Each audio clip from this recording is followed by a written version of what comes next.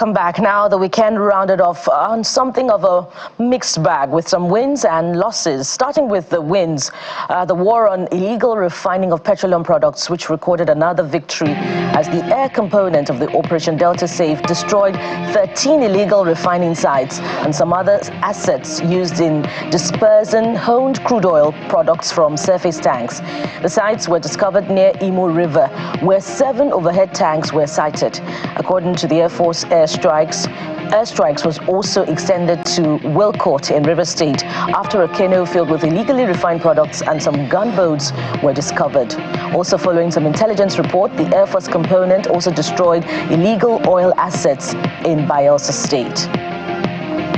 And more on security, the Comptroller General of Immigration, Mrs. Kemi Nandap, has charged border officers to be professional and extra vigilant in manning the country's borders. She gave the charge when she visited some of the border communities in Katsina and Jigawa states, where she also solicited the support of stakeholders in combating trans-border crimes. The essence of this trip is to make sure that everything is on ground. Our officers are well motivated. If they have any challenges, what are the challenges? And see how we can come in and make sure that we mitigate such things. And also to make sure that the borders are safe from things like the trans-border crime and other unnecessary crimes that we have in the country right now. So to make sure that the border is safe from all interference in terms of unwanted people. But what we have seen so far is it still needs a lot of work to be done. It needs a lot of work to be done, and that is the essence of this trip, to go back to the drawing board and to strategize and see how best we can liaise with the federal government to make sure that what we need here now is proper border governance. And I will tell you that the ministry, in conjunction, of course, with NIS, we're now deploying e-border solutions, and this is one of it that you have here now.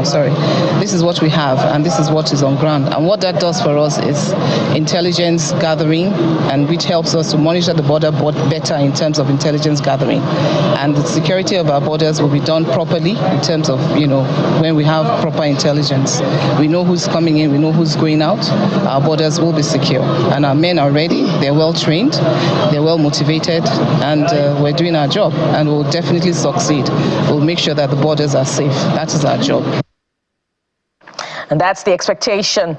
More on security yet. The coalition of northern groups in Zamfara State has condemned the increasing violent attacks and kidnappings in the state, particularly the recent kidnap of a Catholic priest. Speaking with Channels Television's correspondent in Gusau, the state capital, the state coordinator of the group, Mr. Hussaini Hassan, advised the authorities to take immediate steps against these acts and make the state safe for citizens. Was so alarming because it has been a barbaric situation we find ourselves in Zamfara State in general, because a lot of insecurity is taking place all over the state. So I think one of the recent happening within the month, or I can say within 2 months, is that many people have been kidnapped at Mariri, and also last month one of the manager from Taj Bank was being kidnapped. Even also he's been released. But I think it's a situation whereby we find ourselves as a terrible moment. Recently today, as I when I'm coming back from the community, I heard that one Reverend Father was being kidnapped at Dampa in Gusau, LGA, close by the state city capital where we are today. But I think this is a terrible moment because it's a situation whereby we don't know what is going to happen tomorrow. If a lot of incidents is happening within the Gusau metropolitan system, now it's coming down to the city itself, where there's a lot of security situation close by, which we think we need to have a protective measure because of the security around the locations. But this situation has been increasing day by day, time by time. So what we expect from the government is to put more effort and providing security of life and properties of the citizens, because this is going to be so alarming because it's increasing. Family and loved ones of a final year student of the University of Benin, Glory Adekolure, who was allegedly raped and murdered by yet to be identified persons, have called on the authorities to bring the perpetrators to book. They are seeking answers after her lifeless body was reportedly dumped on a street near her home in Iowa community in Edo State about a week ago. Various accounts explain that she had gone to school to submit her project in the morning of June the 13th, but never returned home. This is our first graduate, and he's our last born.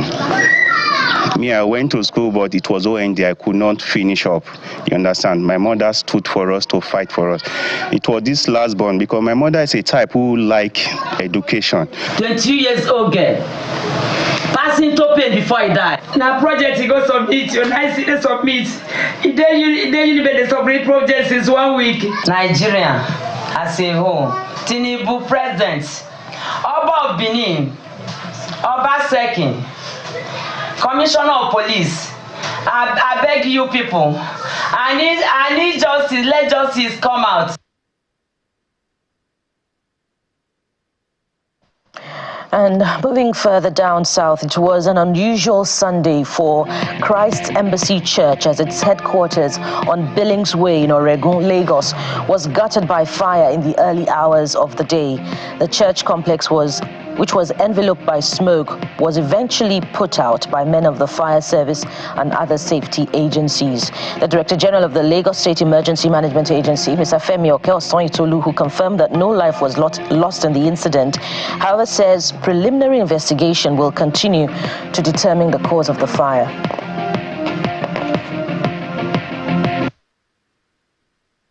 We're moving in there with all the key stakeholders that are important in managing emergency in the state.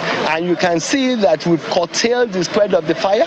We've put up the fire in certain aspects, and we've started conducting what we call secondary survey in emergency. And very soon, everything will be completed in terms of operation. We have to do a sort of investigations because we have to look at things holistically before we could say this is the etiology that leads to this. But the most important thing is that we have curtailed the fire. We will soon put up the fire, and we started looking at the secondary challenges, and I'm sure we are going to be on top of it. There is no mortality, there is no morbidity, and you can see that the recovery aspect of it is seamless. The response time was 10 minutes, and by 10 minutes, all the actors were on the ground. So when it occurred and they informed us, we moved in there. Well, thankfully, no life was lost in that incident. And to business now. On a cheery note, Nigeria's foreign reserves just got a boost of $5 million. And that's thanks to the federal government's National Gold Purchase Program, which has recorded its first commercial transaction.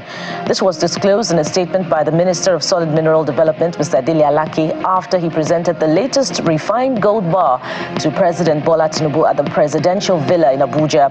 Mr. Adekolure further notes that the over 70 kilograms of gold refined to accompany the United States adds about 6 billion naira into the nation's economy.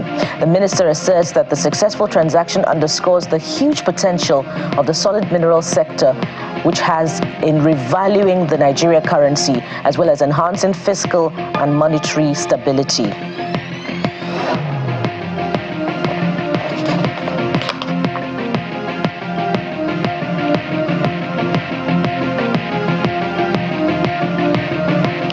And outside our shores, at least 1,301 people have so far died during the Hajj in Saudi Arabia, most of whom were unauthorized pilgrims who walked long distances in intense heat. This year's pilgrimage took place during a heat wave with temperatures at times exceeding 50 degrees Celsius. The official Saudi news agency, SPA, reports that more than 3/4 of those who died did not have official permits to be there and walked under direct sunlight without adequate shelter. The agency adds that some of those who died were elderly or chronically ill. Saudi Arabia has been criticized for not doing more to make the Hajj safer, especially for unregistered pilgrims who have no access to facilities such as air-conditioned tents and official Hajj transport. And in sports news, it's a big one for Enugu Rangers. They were crowned NPFL champions in style after they beat host Gombe United 2-1 to finish top of the standings on 70 points from 38 matches. The Flying Antelopes recorded a stunning away win in Gombe to round off an impressive season with their 8th league title. Former MFM FC coach Fidelis Ilechukwu led the team to the title glory after finishing second with the Olukoya boys in 2017. Enugu Rangers will represent Nigeria in the CAF Champions League alongside Remo Stars, who finished second on the log with 65 points following a 2-1 win over Katsina United in Ikenne on Sunday. Congratulations to Enugu Rangers. And I wonder if that's your club, well, as far as the NPFL is concerned.